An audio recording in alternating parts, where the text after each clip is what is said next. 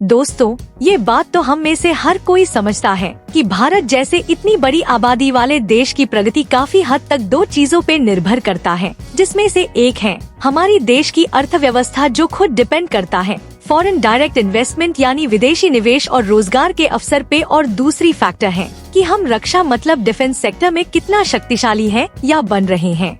तो आज इन दोनों पहलुओं पे लेटेस्ट अपडेट्स हम आपसे साझा करेंगे।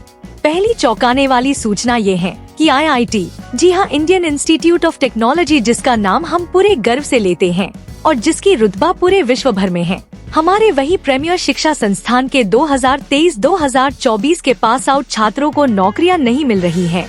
और ये संख्या छोटी नहीं है।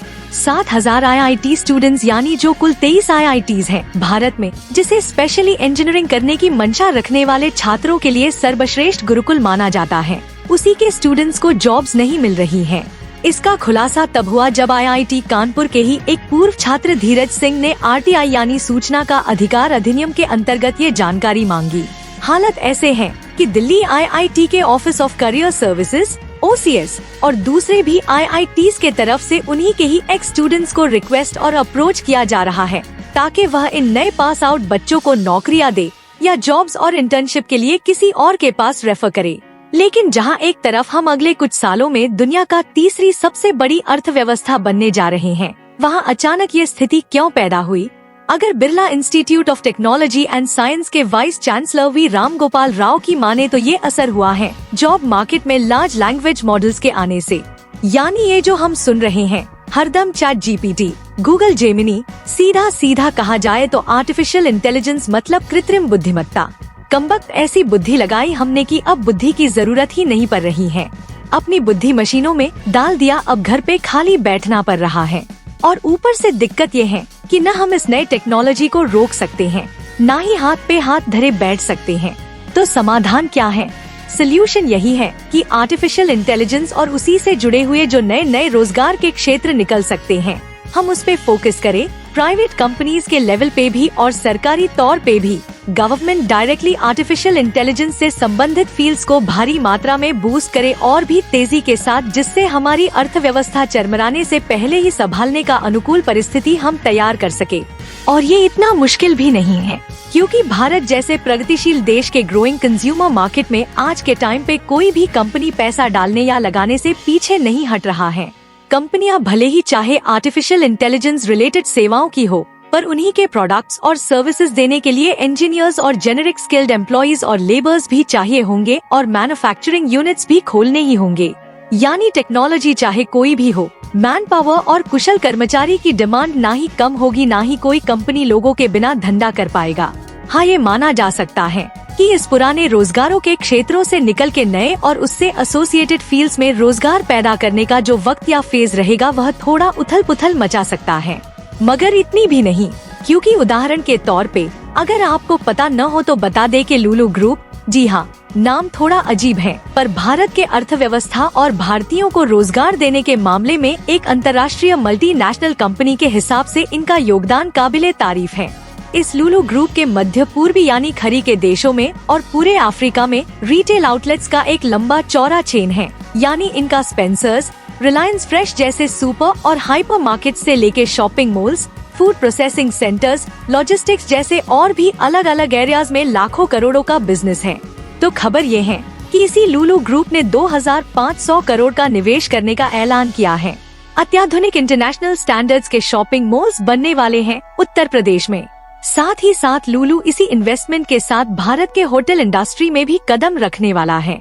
इन प्रोजेक्ट्स की अनुमानिक लोकेशंस होंगी नोएडा, वाराणसी, गोरखपुर, अयोध्या, कानपुर और प्रयागराज में।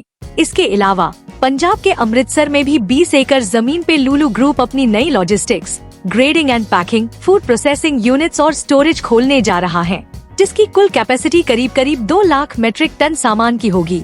तो सोच के देखिए यहाँ जॉब अपॉर्चुनिटी कितने सारे भिन्न भिन्न फील्ड्स में होने जा रही है। और ये तो बस एक लुलु ग्रुप की निवेश से होने वाला है, जिससे स्मॉल स्केल इंडस्ट्रीज से लेके मीडियम स्केल इंडस्ट्रीज, प्राइवेट व्यवसायी सब उपकृत होने वाले हैं। यहाँ तक के स्थानीय कृषि समाज के मुनाफे के ऊपर भी इसका खासा सकारात्मक असर पड़ेगा। तो ऐसा नहीं है कि भारत के आर्थिक कदम आर्टिफिशियल इंटेलिजेंस के आने से डगमगा जाएगा रातों रात। हाँ, पर शर्त है कि हमारी सरकार और रिजर्व बैंक RBI की जनहितकारी आर्थिक नीतियाँ, स्पेशली देश की लोगों की रोजगार से संबंधित जो हैं, वह सही रहे और बदलते हुए वक्त, फाइनेंशियल मार्केट और जॉब ट्रेंड्स के हिसाब से सरकार पब्लिक पॉलिसीज बनाए। और इसी के साथ जुड़ी हुई एक खबर जो आ रही है वह थोड़ी चिंता पैदा करती है। वैसे तो आपको जान के शायद अच्छा लगे कि हमारी भारतीय रिजर्व बैंक RBI ने इस जनवरी से लेके अप्रैल तक 24 टन सोना खरीद के अपने गोल्ड रिजर्व की स्टॉक को तेजी से बढ़ाया है। लेकिन सोचने वाली बात ये है कि जहां पिछले साल यानी पूरे 2023 साल में RBI ने 16 टन सोना खरीदा था, वहीं सिर्फ 2024 के पहले 4 महीने में ही भारत का उसका 1.5 गुना ज्यादा सोना खरीदने का मतलब क्या है? 16 टन से सीधा 24 टन। और अगर पूरे साल इसी रफ्तार से RBI सोना खरीदता है तो यही आंकड़ा 5 गुना तक पहुंच जाएगा। इस वक्त भारत के पास कुल 828 टन के करीब सोना मौजूद है और कहा जा रहा है कि रिजर्व बैंक ने ये कदम भूराजनैतिक अस्थिरता को देखते हुए उठाया है। एक्सपर्ट्स की माने तो कोई भी देश इतनी भारी मात्रा में गोल्ड और क्रूड ऑयल मतलब कच्चा तेल तभी खरीदता है जब वह खुद या तो जंग में जाना चाहता है या फिर उससे अपने ऊपर दूसरे देश की तरफ से हमले की आशंका हो। अब भारत के केस में वजह पूरी तरीके से साफ नहीं है।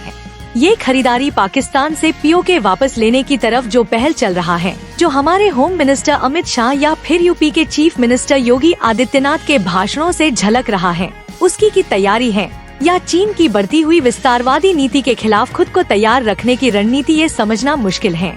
लेकिन वजह जो भी हो, भारत को मिलिट्री और डिफेंस सेक्टर में लगातार बेहतर से बेहतर बनना ही पड़ेगा, क्योंकि सिचुएशन यही डिमांड कर रहा है। और ऐसे में सैन्य मामलों के विभाग के सूत्रों के अनुसार ये खबर आना अच्छी बात नहीं है कि भारतीय सेना संभावित जनशक्ति यानी मैन पावर संकट से जूझ रही है, क्योंकि इन सेवाओं में भर्ती होने वालों की संख्या में गिरावट जारी है। यह कमी विशेष रूप से संवेदनशील सीमाओं पर अपनी परिचालन शक्ति को बनाए रखने की सेना की क्षमता के बारे में चिंताएं बढ़ा रही है। रिपोर्ट में ये हाईलाइट किया गया है कि इसकी वर्तमान भर्ती दर इसे आवश्यक सैन्य स्तर से काफी नीचे छोड़ देगी। पूर्वी लद्दाख और POK सेक्टर में नियंत्रण रेखा जैसे एरियाज में एक मजबूत सैन्य उपस्थिति की आवश्यकता को देखते हुए यह एक महत्वपूर्ण चुनौती है। साथ ही साथ इंडियन आर्मी और एयर फोर्स की तरफ से पहली ही चरण में जो 6 स्वदेशी तौर पे हिंदुस्तान एरोनॉटिक्स लिमिटेड हाल द्वारा निर्मित लाइट यूटिलिटी हेलीकॉप्टर लेने की बात तय थी, अब वह डिले हो गई है, जिसके चलते फिलहाल भारतीय सेना को पुराने चेतक और चीता हेलीकॉप्टर से ही काम चलाना पड़ेगा, वो भी कम से कम 18 से 24 महीने तक, यानी अगले 2 साल में भी कुल 250 नए एडवांस लाइट यूटिलिटी हेलीकॉप्टर्स के सेना में शामिल होने का कोई चांस नहीं बनता।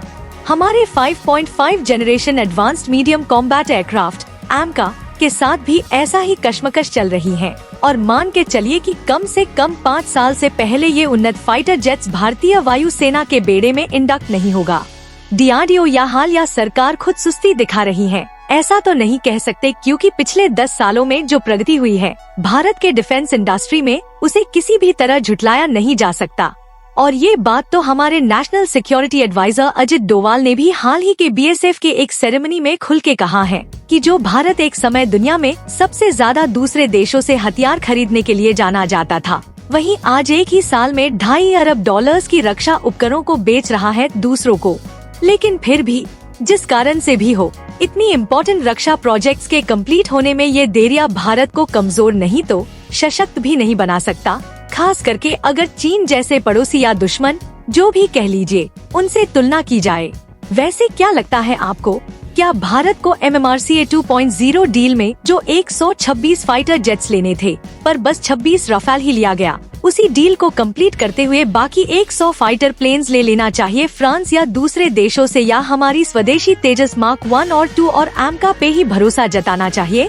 कमेंट्स में जरूर बताइए और बिना भूले वीडियो को लाइक और चैनल GK अनलिमिटेड को फेसबुक पे फॉलो और यूट्यूब पे सब्सक्राइब जरूर कीजिए, क्योंकि ऐसे ही भारत और दुनिया की अहम खबरें हम रोज आपके लिए लाते रहते हैं। तो फिर चलिए बहुत जल्द फिर से मिलते हैं कुछ और महत्वपूर्ण घटनाओं और न्यूज के साथ। तब तक के लिए अपना और आपके अपनों का बहुत सारा ध्यान रखिए। जय हिंद, जय भारत।